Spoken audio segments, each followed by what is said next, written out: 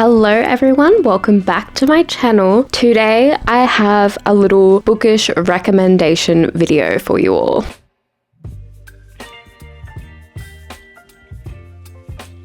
If you can't tell by the title because you're stupid and can't read, today we are doing books I read in high school that didn't suck. I saw these sorts of videos circulating on TikTok and I thought it'd be really interesting to bring it to YouTube. I find the whole trend really interesting, mainly because I love seeing what other schools assign for English reading, and I like seeing what people hated and what they liked. I just find it really fun. During high school, I weirdly remember I was such a huge reader in high school. I think that was when I was most active with my reading. I used to literally finish books, I'd read a book a day. It was probably some of my best reading years, mainly because I was trying to escape some family trauma. But nevertheless, I was a huge reader. I literally would read a book a day. But I remember hating every single book I had to read for English class, and that only changed once I hit year 11, year 12, which was when I did advanced English because I was a little nerdy pop, and that was when the books actually started getting interesting. But I still have some before then that were okay, so I only really have 4 books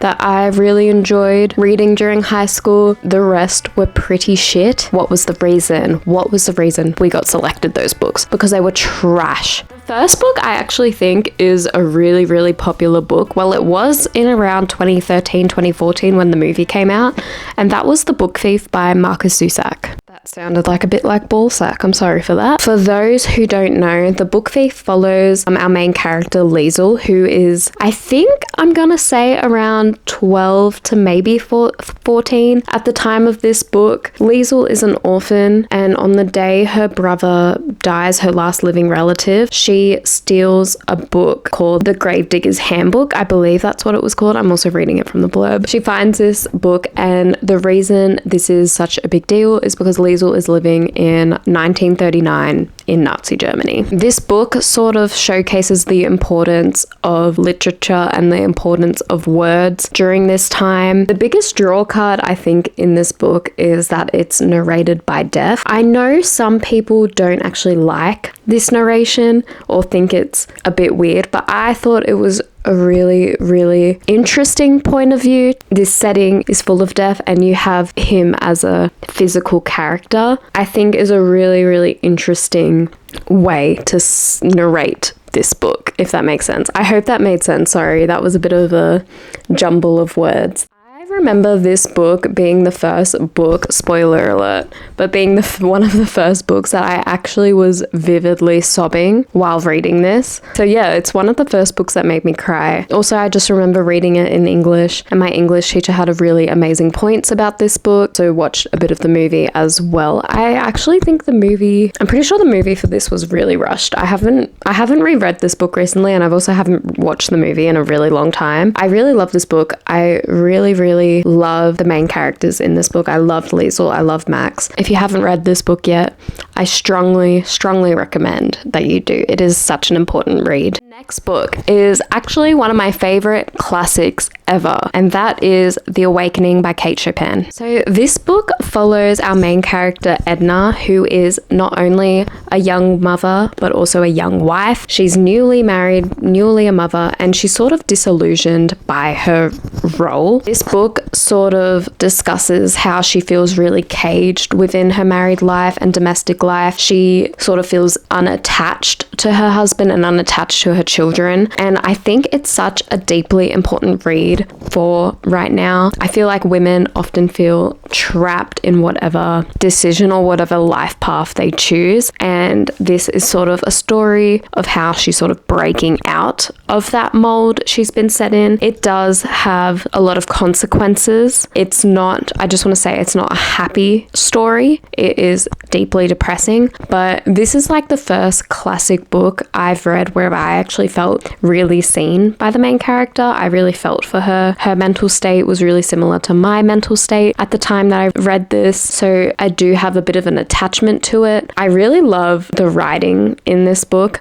I remember my English teacher saying it's actually not the most well-written story, if that makes sense, but Kate Chopin does have a really unique way of using techniques like sibilance and metaphors that I find really satisfying and really interesting. I feel like I use interesting a lot. I need a better adjective. Verb is a doing word, adjective is a describing word, and that is Grammar with Hannah. This book is sort of about reclaiming your freedom as a woman, whether it has bad consequences or not. Women shouldn't be caged.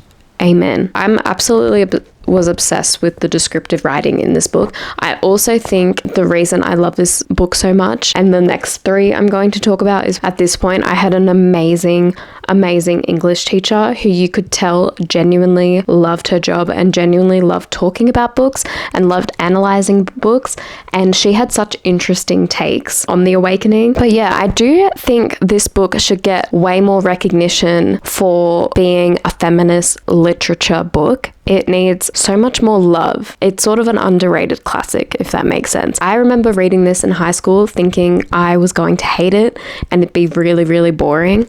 But I fucking love this book. I'm so sorry for swearing, but I don't care because I'm gonna swear whenever I want. Next book I wanted to talk about is the semi-autobiographical, I can never say the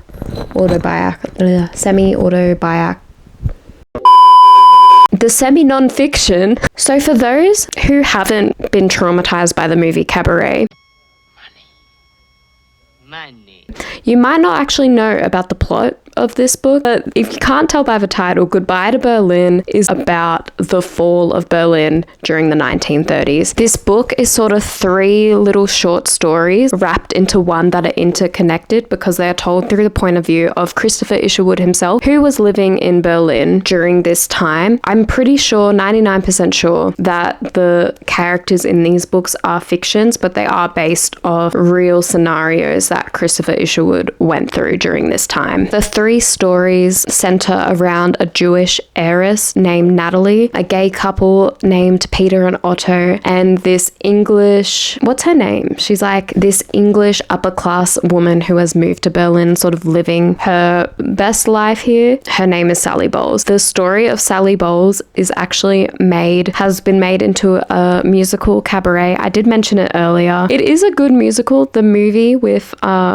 Liza Minnelli, I remember watching it in English class and I was deeply traumatized by it. Deeply traumatized by it. I think in one of the first sentences of this book, Christopher Isherwood says like he is a camera and he is just capturing everything he sees during this time. George Orwell as well sort of says in the back of the blurb of this, it's brilliant sketches of a society in decay, which is, I think, just sums it up perfectly. It talks about the sort of slow rise of the Nazi Party and how these subtle things have changed. Like if you start from the start of the book to the end, Berlin is so different. The book sort of reads like you're listening or eavesdropping to other people's stories. I find this book really interesting because it sort of talks about how a society that would be so against something like Nazism and how easily and how quickly they can get indoctrinated by a regime, essentially. I think all of these books really resonate with what's happening today, not only with the state of women, but with just the state of the world politically.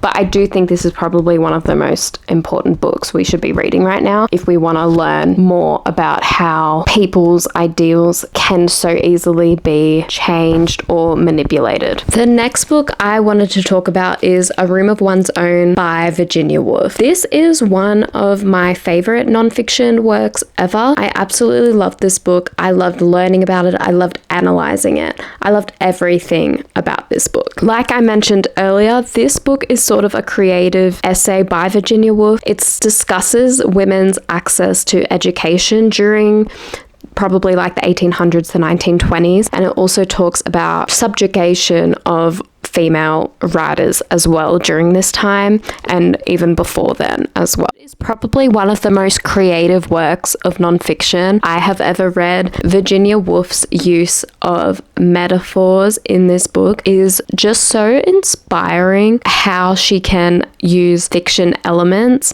and attach it to real world meaning. I just absolutely am in love with this. You can tell about how much I tabbed this. This book also features a series of 3 essays called The Three Guineas as well, but I'm not really going to talk about them because I didn't love that as much. But A Room of One's Own really related to me as also a woman in writing, and also the things she says in this book is still so relevant to what female writers still go through now. Again, it's such an important read. I loved it. I just have not read anything else like this. I feel like not enough people discuss this. I think it was such a huge contribution to the feminist movement and to feminist literature that not enough people talk about this. Like I feel like when we think about feminist literature and feminist nonfiction books, we never discuss this. We always talk about Simone de Beauvoir, which again, another important read, but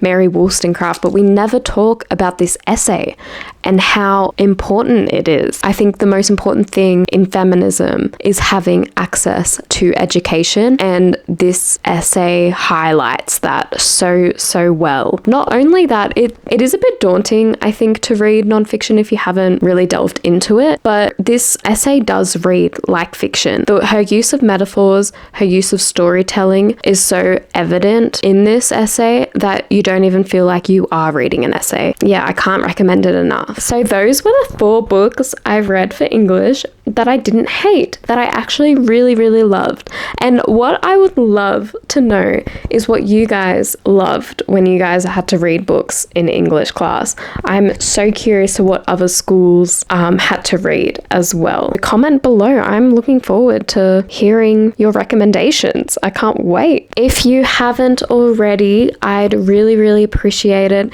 if you gave this video a like. It helps me so much. And also comment, even subscribe if you want to. I would sincerely appreciate it. Thank you so much for watching. I hope I didn't bore you to death, but too bad, you're the one who clicked on this video. Why am I so aggressive? I'm so sorry. Thank you. Bye.